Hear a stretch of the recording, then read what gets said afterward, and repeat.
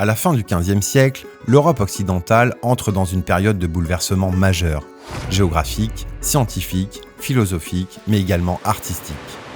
Les grandes découvertes permettent aux Européens de se projeter vers de nouveaux horizons, tandis que l'humanisme propose une nouvelle manière de concevoir l'homme, sa place dans le monde et son rapport à Dieu. Les historiens parlent des temps modernes. Le début du XVIe siècle est ainsi considéré comme l'apogée de la Renaissance. Ce mouvement se diffuse rapidement dans toute l'Europe et transforme en profondeur la nature de l'art en Occident.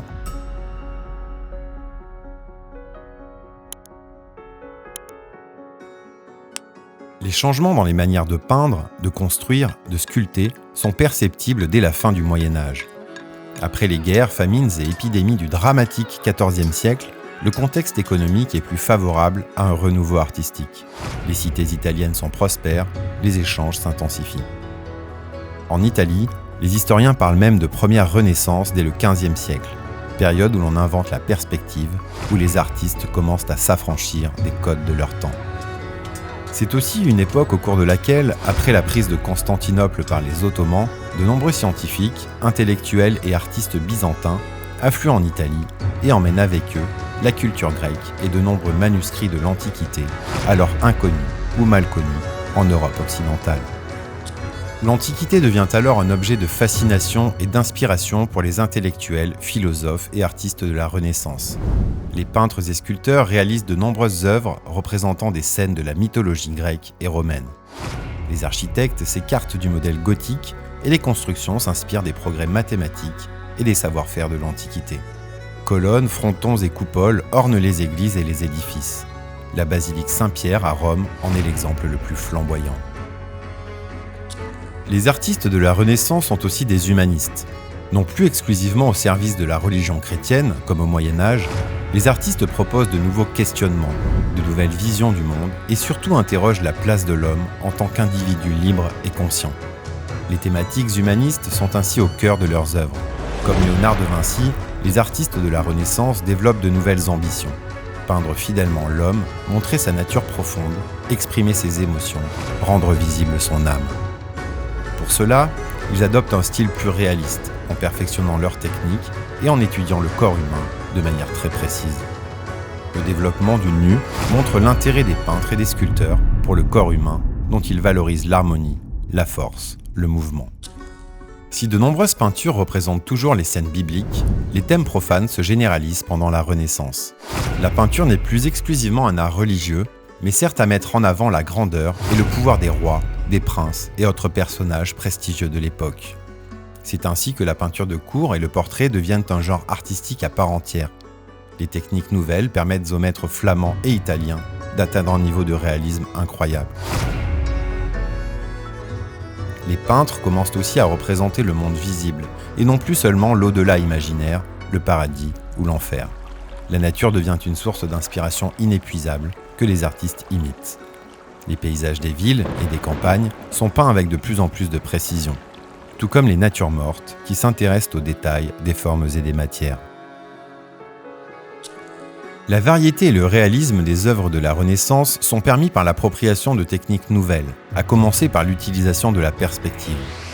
En effet, les peintres parviennent à créer l'illusion de la profondeur en maîtrisant la proportion et les règles mathématiques et géométriques. Sur la toile, des lignes de fuite convergent vers un point de fuite, et les plans sont organisés et peints de manière à créer un espace nouveau, en 3 dimensions.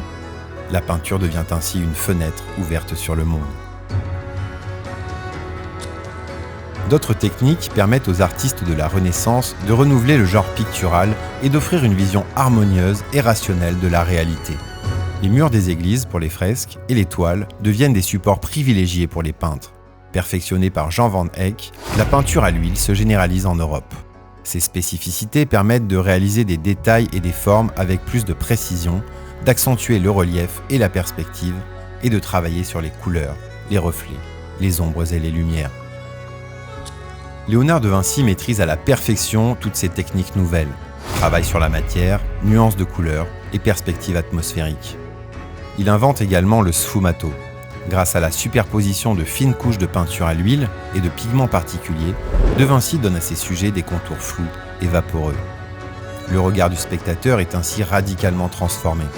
La perception change en fonction de la distance, la réalité de la nature est représentée avec plus de subtilité, le mouvement est suggéré. Au-delà des peintures, Léonard de Vinci est un artiste complet. Sculpteur, architecte, écrivain, il marque son époque et la postérité avec ses inventions géniales et sa maîtrise dans tous les domaines scientifiques. Au XVIe siècle, le statut des artistes change en profondeur. Simples artisans reconnus pour leur savoir-faire au Moyen-Âge, les peintres et sculpteurs de la Renaissance deviennent désormais des artistes reconnus par leur talent, leur inventivité et parfois leur génie. Les princes, rois, papes et autres grands bourgeois participent à l'effervescence culturelle de l'époque en commandant des œuvres auprès d'artistes à la renommée grandissante. Ainsi, de nombreux mécènes multiplient les soutiens, les commandes et les collections, tels que les Médicis à Florence, les Sforza à Milan, les papes à Rome ou encore François Ier en France.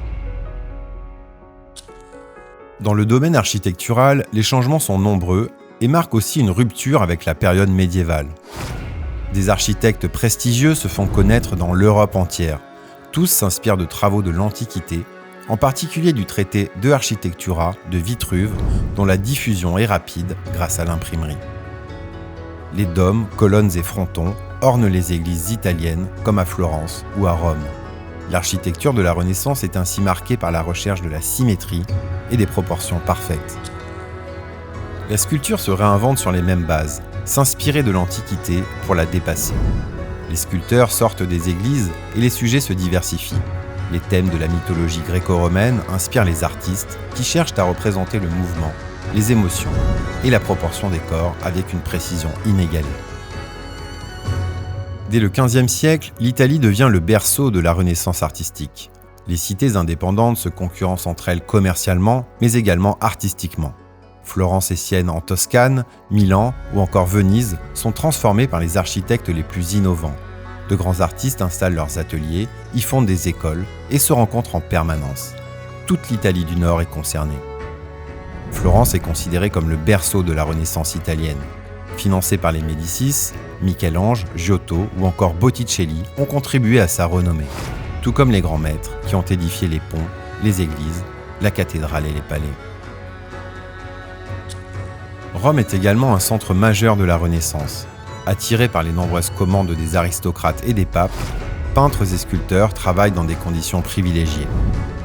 De nombreux palais somptueux y sont construits, tels que le Palazzo Farnese, ainsi que de grandes places conçues par des artistes de renom.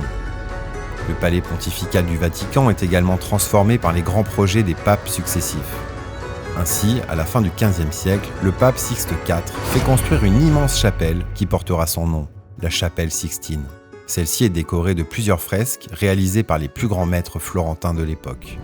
En 1508, le pape Jules II commande à Michel-Ange une œuvre d'envergure, peindre intégralement le plafond de la chapelle Sixtine. La fresque sera achevée 4 ans plus tard et constitue un des chefs-d'œuvre de l'art occidental. Aussi, au début du XVIe siècle, la construction de la basilique Saint-Pierre est lancée. De nombreux architectes et artistes participent à cet immense projet, tels que Bramante, Raphaël ou encore plus tardivement Michel-Ange. Façades, coupoles et dômes sont achevés un siècle plus tard. L'effervescence de la Renaissance italienne va inspirer l'Europe entière. En France, le XVIe siècle est également une période de bouleversement artistique. Sous l'influence de peintres italiens, l'école de Fontainebleau devient une référence de la Renaissance française. Aussi, des peintres de cour se mettent au service des rois et se spécialisent dans l'art du portrait, tels que Jean Clouet. Le long de la Loire, les anciens châteaux du Moyen-Âge sont totalement métamorphosés. Des architectes de l'Europe entière conçoivent et construisent des châteaux modernes au style caractéristique de la Renaissance. Pierre blanche, symétrie, ouverture, grand jardin. Blois, Amboise, Chenonceau sont des exemples parmi les plus éclatants de cette période de changement architectural. Aussi, en 1519, le roi François Ier entame la construction d'un grand, bel et somptueux édifice, le château de Chambord, qui deviendra un attribut central de sa puissance et le fleuron de la Renaissance française.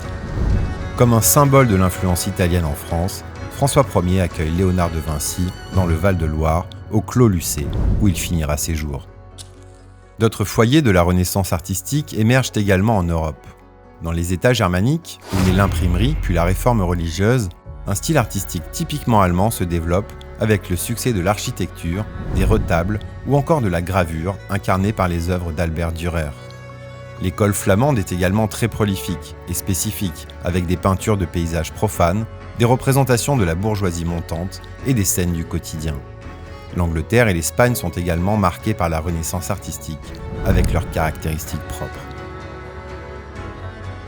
L'Europe occidentale est ainsi marquée par une véritable révolution artistique, la Renaissance. Celle-ci se développe en parallèle de grands bouleversements géographiques, philosophiques et religieux. Sur le plan politique aussi, l'Europe entre dans la modernité. L'exercice du pouvoir est renouvelé et les États européens s'affirment en affichant leurs ambitions.